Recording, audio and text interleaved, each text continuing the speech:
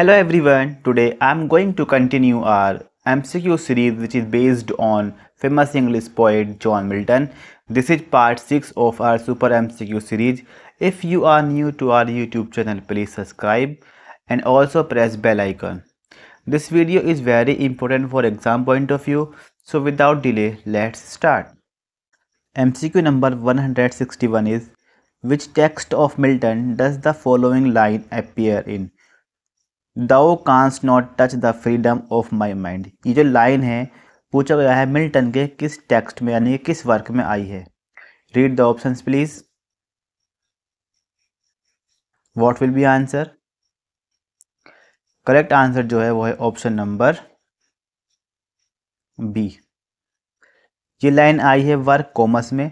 Commas एक mask है जिसको लुडो कैसल में परफॉर्म किया गया था 1634 के अंदर परफॉर्म किया गया था लुडो कैसल के अंदर। ठीक है, इसको पब्लिश किया गया है 1637 के अंदर। ठीक, ये जो परफॉर्म किया गया था ये किया गया था जॉन ईगरटन के सामने, जो कि फर्स्ट एल ऑफ ब्रिजवाटर थे। ये आपको याद रखना है। चलिए इसके बाद देखते हैं हम नेक्स्ट जो हमारा क्वेश्चन है वो है number 102। Which of the following was the first to suggest that Satan is the real hero of Paradise Lost? पूछा गया है कि वो पोएट कौन हैं जिन्होंने सबसे पहले सजेस्ट किया था कि जो पैराडाइज लॉस्ट का जो हीरो है, रियल हीरो है, वो कौन है? सैटन है। सबसे पहले सजेस्ट किसने किया था वो आपसे पूछा गया है। What will be answer? Correct answer जो है इसका वो है ऑप्शन नंबर बी, वो हैं विलियम ब्लैक। ठीक है, ये फर्स्ट हैं ये सजेस्ट करने वाले कि जो सैटन है वो रियल हीरो है पैराडाइज लॉस्ट का। ठीक है, अच्छा ये बहुत से पोइट्स ऐसे हैं जो पैराडाइज लॉस्ट का जो हीरो है वो सैटन को मानते हैं। उसमें से गौथी है, पीबी शैली है, लोवेल मेसन है और ये विलियम ब्लैक भी उसी के अंदर है। ठीक है, चलिए इसकी अच्छा बात कर लेते हैं पैराडाइज लॉस्ट की। तो पैराडाइज लॉस्ट को 2 टाइम पब्लिश किया गया है। जो इसका फर्स्ट एडिशन आया था वो आया था 1667 के अंदर। उस टाइम इसमें 10 बुक्स थी। इसके बाद सेकेंड एडिशन आता है इसका, यानी जब दोबारा इसको पब्लिश किया गया था तो वो किया गया था 1674 के अंदर और उस टाइम इसमें 12 बुक्स थी। ठीक है, ये आपको याद करना है। पैराडाइज लॉस्ट जो है ये ब्लैंक वर्स में लिखी गई है। किस में लिखी गई है? ब्लैंक वर्स में लिखी गई है और ये आयम्बिक पेंटामीटर में है। ठीक है, इसका जो मीटर है वो कौन सा है? आयम्बिक पेंटामीटर है और ये एक एपिक पोयम है। चलिए इसके बाद देखते हैं नेक्स्ट जो हमारा क्वेश्चन है वो है number 103। Who is the leader of the fallen angels in Paradise Lost? ठीक है, पूछा गया है जो फॉलन एंजल्स थे उनका लीडर कौन है पैराडाइज लॉस्ट के अंदर। What will be answer? Hoping that कि आप समझ गए होंगे। करेक्ट आंसर है ऑप्शन नंबर ए। फॉलन एंजल का जो लीडर था वो था सैटन। ठीक है, ये आपको याद रखना है। चलिए इसके बाद देखते हैं हम नेक्स्ट जो हमारा क्वेश्चन है वो है number 104। What is the name of Milton's treatise on education? ठीक है, एजुकेशन बच्चे मिल्टन ने ट्रीटाइज लिखी है, उसका नाम पूछा गया है क्या है। What will be answer? Correct answer है option number D, that is of education. बात करते हैं ऑफ एजुकेशन की, तो इसको पब्लिश किया गया था 1644 के अंदर। ठीक है, कैसे किया गया था? ये 8 पेजेस का एक पम्पलेट था। ये जो ऑफ एजुकेशन है ये एक पम्पलेट था 8 पेज का। ठीक है, पब्लिश किया गया था 1644 के अंदर। ये आपको याद रखना है। चलिए इसके बाद देखते हैं हम नेक्स्ट जो हमारा क्वेश्चन है वो है number 105। Which of the following influenced Milton's writing style? Milton का जो राइटिंग स्टाइल है वो किस चीज़ से इन्फ्लुएंस्ड है, मतलब उसमें क्या क्या चीज़ें हैं? Classical Greek and Roman literature भी है। बाइबल से तो काफ़ी इन्फ्लुएंस्ड है क्योंकि पैराडाइज लॉस्ट है, पैराडाइज रिगेन्ड है, सैमसन एगोनिस्टिस है, ये बाइबल से ही है। रेनेसा ह्यूमनिज्म भी इसी के अंदर है। तो ये इसका जो ऑप्शन है, ऑप्शन नंबर डी है, ये करेक्ट आंसर है। ठीक है, ऑल ऑफ द अबव। चलिए इसके बाद देखते हैं हम नेक्स्ट जो हमारा क्वेश्चन है वो है number 106। Who is the narrator of paradise lost, पूछा गया है पैराडाइज लॉस्ट के नरेटर कौन है। What will be answer? Correct answer जो होगा इसका वो है ऑप्शन नंबर ए। उसके नरेटर जॉन मिल्टन ही है। जॉन मिल्टन ने पैराडाइज लॉस्ट को ऐसा लिखा है जैसे कि वो खुद खुद अपनी बात बता रहे हैं, ठीक है। पैराडाइज लॉस्ट जो इसका सेकेंड एडिशन आया था वो कब आया था? वो आया था 1674 में। उस टाइम पर इसमें 12 बुक्स थी। एग्जाम में क्वेश्चन आता है कि पैराडाइज लॉस्ट में कितनी बुक्स थी, तो आपको 12 लिखना है क्योंकि बाद में 12 भी थी, ठीक है। 12 कंसीडर की जाती हैं। चलिए इसके बाद देखते हैं नेक्स्ट। नेक्स्ट है what is the name of Milton son, Milton के बेटे का नाम पूछा गया है। What will be answer? Correct answer जो है वो है option number A, John Milton junior. इसकी डेथ हो गई थी, ये आपको पता होगा। जॉन मिल्टन के फादर का नाम क्या था, जानते हैं आप? अगर आप जॉन मिल्टन के फादर का नाम जानते हैं तो वो आप कमेंट बॉक्स में टाइप ज़रूर करें, ठीक है। फादर का नाम और मदर का नाम जानते हैं तो आप वो भी कमेंट बॉक्स में टाइप ज़रूर करें। वीडियो को पॉज कर लीजिएगा। इसके बाद देखते हैं नेक्स्ट जो हमारा क्वेश्चन है वो है number 108। Which of the following is the characteristic of Milton's epic poetry, पूछा गया है मिल्टन की जो एपिक पोइट्री है उसकी कैरेक्टरिस्टिक इनमें से कौन सी है वो बतानी है आपको। यूज़ ऑफ कपलेट्स है, यूज़ ऑफ ब्लैंक वर्स है, यूज़ ऑफ सोनेट है, यूज़ ऑफ फ्री वर्स है। मे बी कि आपने अब तक मेरी वीडियोस देखी हैं तो आप आंसर कर सकते हैं। आंसर है option number B, use of blank verse, क्योंकि मिल्टन ने ब्लैंक वर्स का यूज़ बहुत ज़्यादा किया है, ठीक है। इसके बाद देखते हैं हम नेक्स्ट जो हमारा क्वेश्चन है वो है the line they also serve who only stand and wait occurs in which of the following poem.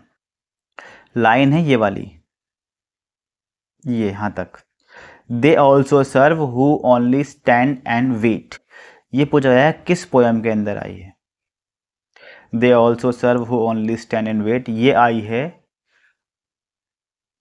किस में आई है? ये आई है ऑन हिज ब्लाइंडनेस में, ठीक है।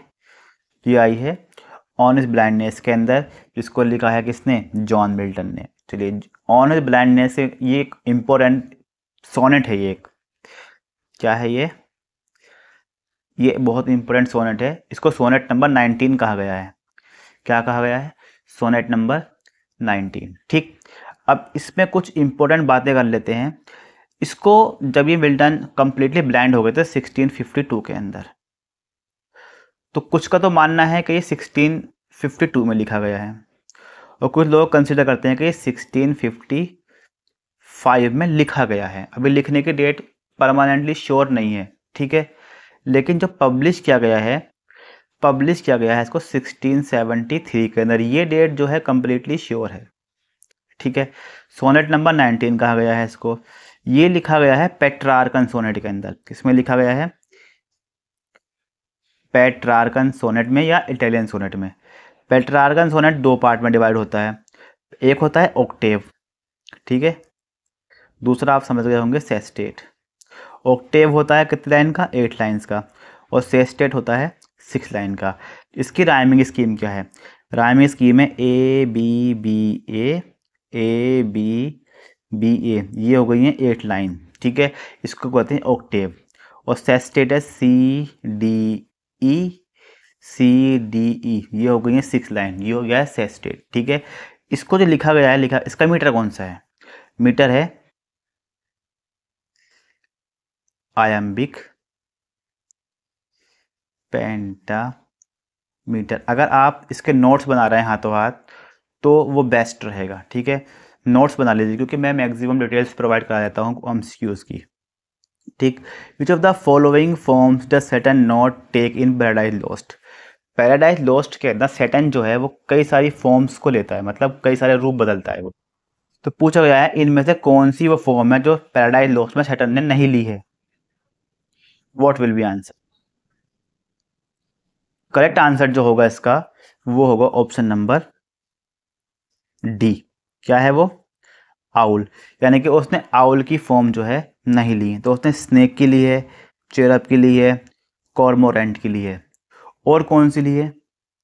अगर आप जानते तो बताएं। एक फॉर्म जो ली है उसने वो ली है कॉमेट की, कॉमेट, या हम उसे कह सकते हैं मेटियोर, METEOR। ये कॉमेट की फॉर्म कब लेता है, जब ये हेवन से निकाला जाता है तो ये कॉमेट की फॉर्म लेकर निकलते हैं वहाँ से, चेरब के निकलते हैं, कॉर्मेट के निकलते हैं, एक होता है, एक और आती है वो टॉड, TOAD, टॉड की लेकर निकलते हैं। ठीक है, तो ये कुछ फॉर्म्स हैं जो आपको लर्न कर लेनी है। ठीक है, ये कॉर्मेट याद रखें आप बिल्कुल, और ये टॉड काफ़ी पूछा जाता है। चलिए इसके बाद देखते हैं हम नेक्स्ट जो हमारा क्वेश्चन है वो है Paradise Lost is return in which verse. ठीक है, वर्स बतानी है, किस वर्स में लिखा गया है, राइम्ड वर्स है, ब्लैंक वर्स है, फ्री वर्स है, या हाइकू है। तो ब्लैंक वर्स में लिखी गई है, ये मैं आपको बता चुका हूँ। ठीक है, पैराडाइज लॉस्ट जो लिखी गई है वो ब्लैंक वर्स में लिखी गई है। ब्लैंक वर्स जो होती है वो अनराइम्ड होती है, अनराइम्ड होती है और आयम्बिक पेंटामीटर में लिखी जाती है। क्या चीज़, पहले आप ब्लैंक वर्स समझें, ब्लैंक वर्स क्या है। ब्लैंक वर्स होती है अनराइम्ड, क्या होती है, अनराइम्ड होती है, प्लस वो आयम्बिक पेंटामीटर के अंदर जो है लिखी जाती है। मैक्सिमम जो मीटर होता है उसका वो आयम्बिक पेंटामीटर होता है। ठीक है, ये आपको याद रखना है। चलिए इसके बाद देखते हैं हम नेक्स्ट जो हमारा क्वेश्चन है वो है नंबर 112। द फेमस लाइन, कौन सी लाइन है, ये है, वाट थो the field be lost all is not lost is spoken by. ये जो लाइन है ये लाइन किसने बोली है, ये आपको बताना है। व्हाट विल बी आंसर, वाट थो the field be lost all is not lost, बस फील्ड तो खोया है हमने, सब कुछ नहीं खोया है, हिम्मत नहीं हारी है। ठीक है, तो ये कहा है ऑप्शन नंबर सी, सैटर्न ने कहा है किस पोयम के अंदर। ठीक है, तो ये कहा है उसने एपिक पोयम पैराडाइज लॉस्ट के अंदर। ठीक है, पैराडाइज लॉस्ट में कहा है, किस बुक में कहा है, बुक फर्स्ट के अंदर ये लाइन कही है। ठीक है, ये लाइन जो कही है सैटर्न ने कही है, एड्रेस करता है किसको, गॉड को, गॉड को एड्रेस करके कहता है कि what though the field be lost all is not lost. ठीक है, इसके बाद देखते हैं next, who guards the gate of hell in Milton's Paradise Lost. जो पैराडाइज लॉस्ट के अंदर जो मिल्टन ने लिखी है उसमें हेल का जो गेट है उसे कौन गार्ड करता है वो आपको बताना है। डेथ करती है गब्राइल, मॉलोक या फिर सिन। व्हाट विल बी आंसर, इसका जो करेक्ट आंसर है वो है ऑप्शन नंबर डी, सिन।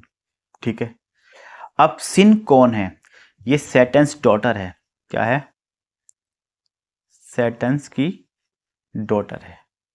अब ये डॉटर जो है ये कैसी है, ये हमारी तुम्हारी तरह इंसान नहीं है बिल्कुल भी, ये थोड़ी डिफरेंट है।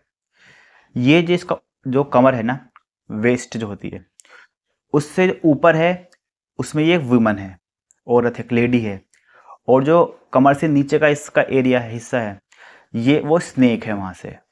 ठीक है, तो कमर से नीचे क्या है, स्नेक है, और कमर से ऊपर क्या है, ये एक लेडी का रूप ले रखा है इसने। तो इस तरह इसका फिगर मेंशन किया गया है। ठीक है, इसके बाद देखते हैं हम next one, that is which of the following event occurred during Milton's life time. ठीक है, पूछ रहा है मिल्टन के पूरी लाइफ के अंदर इन चारों में से कौन सा इवेंट जो हुआ है।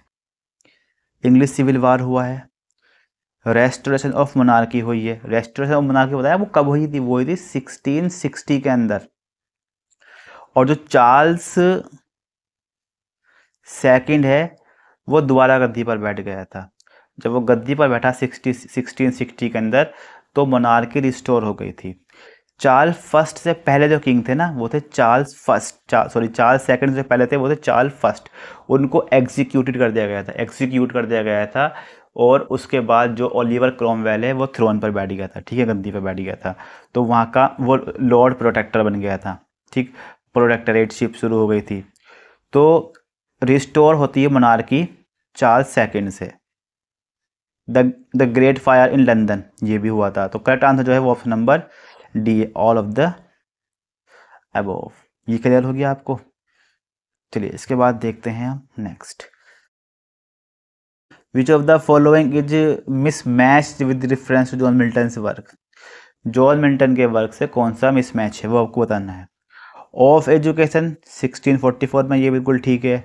एरोपेजिटिका 1647, लिसिडा 1637 बिल्कुल ठीक है। पैराडाइज लॉस्ट 1667 में फर्स्ट एडिशन आया था, इसमें 10 बुक्स थी, ठीक है।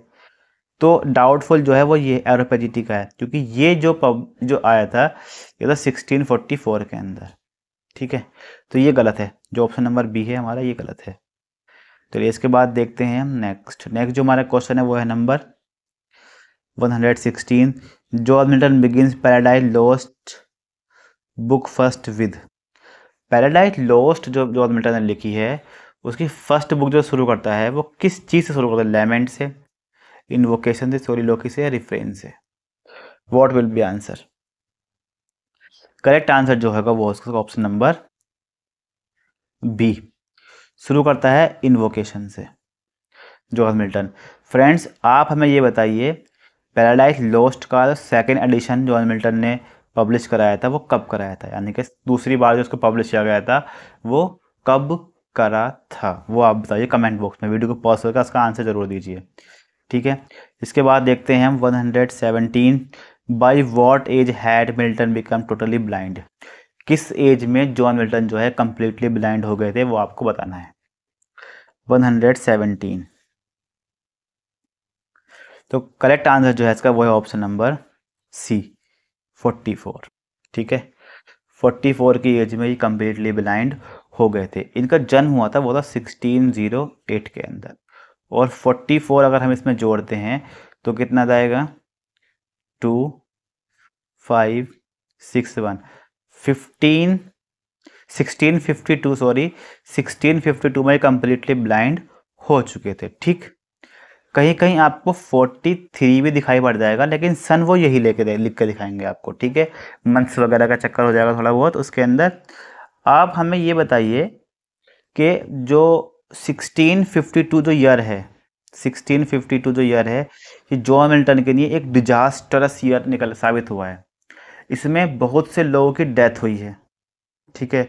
वो किन किन लोगों की डेथ हुई है इस सन के अंदर वो आप हमें कमेंट बॉक्स में बताइए। वीडियो को पॉज कर लीजिए, उसका आंसर ज़रूर दीजिए, ठीक है। फ्रेंड्स अगर आपने अभी तक हमारी वीडियो को लाइक नहीं किया है तो प्लीज़ वीडियो को लाइक ज़रूर कीजिए। चैनल सब्सक्राइब नहीं किया है तो प्लीज़ चैनल को सब्सक्राइब ज़रूर कीजिए, और अपने फ्रेंड के साथ में वीडियो को शेयर ज़रूर कीजिए। अगर आपका कोई रिव्यू है तो आप हमें अपना रिव्यू ज़रूर दीजिए। किसी भी तरह की वीडियो क्वालिटी को लेकर या वीडियो एडिटिंग को लेकर प्रॉब्लम है तो आप वो मेंशन ज़रूर कीजिए। वॉइस को लेकर प्रॉब्लम है तो वो मेंशन ज़रूर कीजिए। वीडियो आपको कैसी लगी है वो आप हमें आंसर ज़रूर कीजिए, अपना रिव्यू आप ज़रूर दीजिए, ठीक है। चलिए इसके बाद देखते हैं हम next. In the opening invocation of paradise lost और रेफर्स टू। जो पैराडाइज लॉस्ट की ओपनिंग लाइंस हैं उसमें एक वर्ड आता है और एब। पूछा गया है ये और एब जो है किसको रेफर किया गया है? What will be answer? Correct answer जो है इसका वो है ऑप्शन नंबर सी, माउंट हॉरेब को कहा गया है, ठीक है। जितने भी एमसीक्यूज हम कवर कर रहे हैं ये सारे के सारे प्रीवियस में पूछे जा चुके हैं, ठीक है। ये जरूरी नहीं कि यहाँ मैं मेंशन कर रहा हूँ तो ही है, इससे पहले भी जितने मैंने एमसीक्यूज कवर किए हैं वो मैक्सिममली रिपीटेड ही हैं। वो डिफरेंट डिफरेंट टाइप से डिफरेंट लैंग्वेज को चेंज करके पूछे गए हुए हैं, ठीक।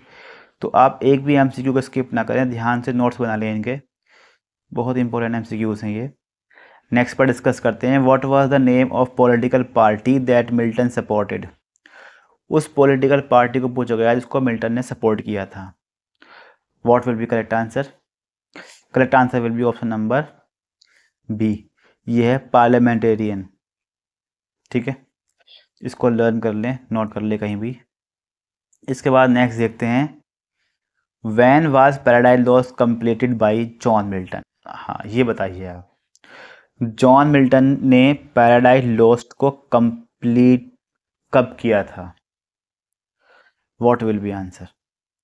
करेक्ट आंसर जो है वो है ऑप्शन नंबर बी, 1665 में कंप्लीट कर लिया था।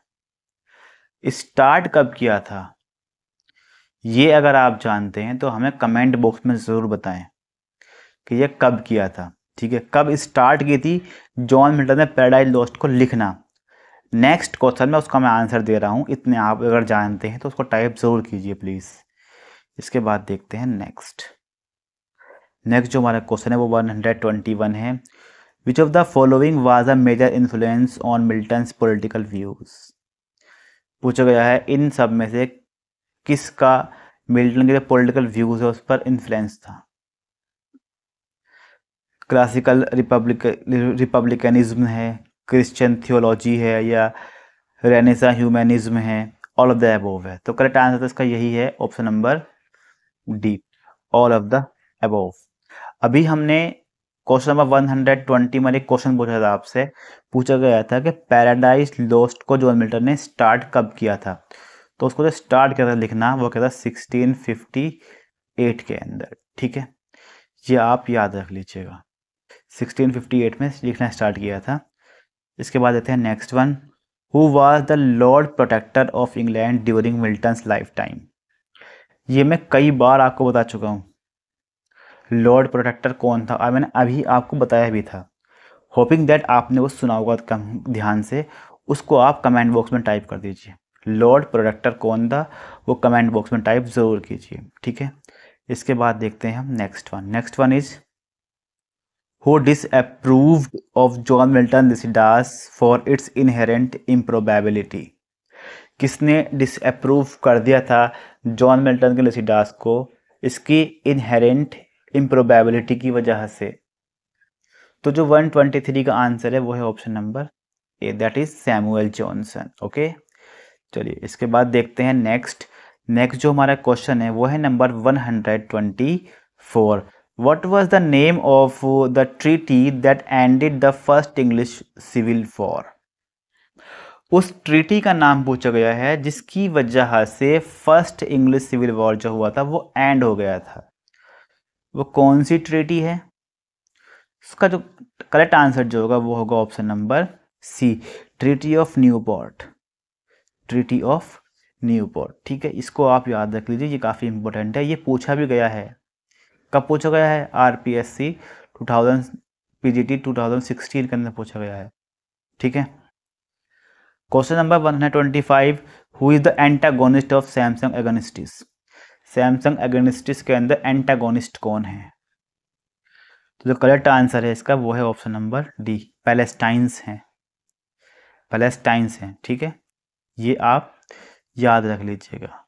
पैलेस्टाइन्स का लीडर था वो था हड़प्पा। ठीक, तो सारे ही लोग एंटागोनिस्ट माने गए हैं इसके अंदर, ये आप याद रखने हैं आपको। ठीक है, 126 देखें, which of the following was a major issue that led to the English Civil War. वो मेजर इश्यू पूछा गया है जिसकी वजह से इंग्लिश सिविल वॉर हुआ था। रिलीजन था, पॉलिटिक्स था, इकोनॉमिक्स था, या ऑल ऑफ द अबोव। ये सारे के सारे रीजन थे, और सबसे बड़ा था रिलीजन, धार्मिक। ठीक है, इसके बाद देखते हैं next one, that is 127। Who was the leader of parliamentarian forces during English Civil War. जो पार्लियामेंटेरियन फोर्सेस थे उसमें उसका लीडर कौन था वो आपको बताना है। तो वो हैं ओलिवर क्रॉमवेल। ठीक है, लीडर कौन थे इसके, ओलिवर क्रॉमवेल थे।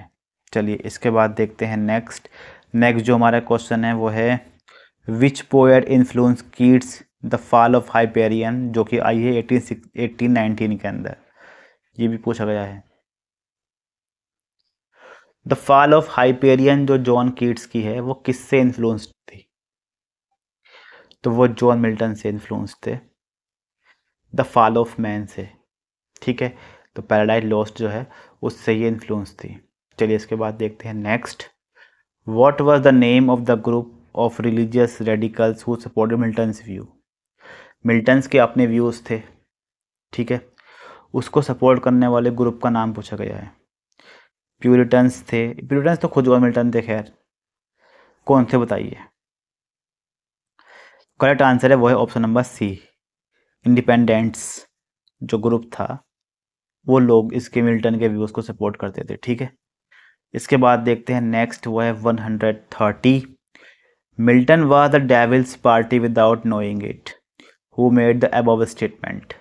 ये स्टेटमेंट किसने दिया है कि Milton was of the devil's party without knowing it. ठीक है, कि मिल्टन ने डेविल्स की पार्टी को ज्वाइन कर रखा था, उसको पता भी नहीं था कि वो डेविल को सपोर्ट कर रहा है। वहाँ पर डेविल की नहीं लिख रहा है सब कुछ। तो ये जो स्टेटमेंट दिया है ये दिया है ब्लैक ने। ब्लैक का पूरा नाम है विलियम ब्लैक। सो फ्रेंड्स, आज के लेक्चर हम 30 MCQs ही कवर करेंगे। इस तरह हमने टोटल 130 MCQs कवर कर लिया है। फ्रेंड्स, वीडियो आपको पसंद आई तो प्लीज़ वीडियो को लाइक करें, अपने फ्रेंड्स के साथ में शेयर करें, और आपने अपना रिव्यू अभी तक हमें नहीं दिया तो रिव्यू ज़रूर दें। वीडियो आपको कैसी लगी है, नेक्स्ट वीडियो आप किस टॉपिक पर चाहते हैं वो भी आप ज़रूर बताएं।